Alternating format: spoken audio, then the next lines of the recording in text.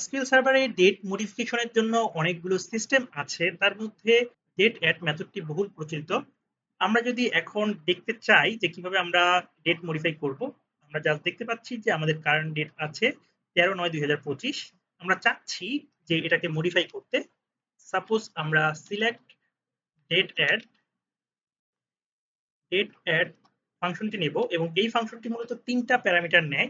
একটা হচ্ছে ডেটের পার্ট, এখানে আপনারা দেখতে পাচ্ছেন ডেটের পার্ট হিসাবে আছে ডে অফ ইয়ার, আওয়ার্স, এছাড়াও অনেকগুলো।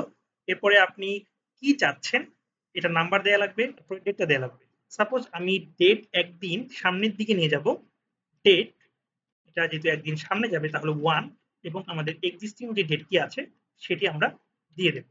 এখন যদি আমি এক্সিকিউট করি তাহলে আমরা দেখতে পাচ্ছেন আমাদের কারেন্ট হচ্ছে 13/9/2025 এবং সেটাকে আমরা 14/9/2025 করে ফেলেছি।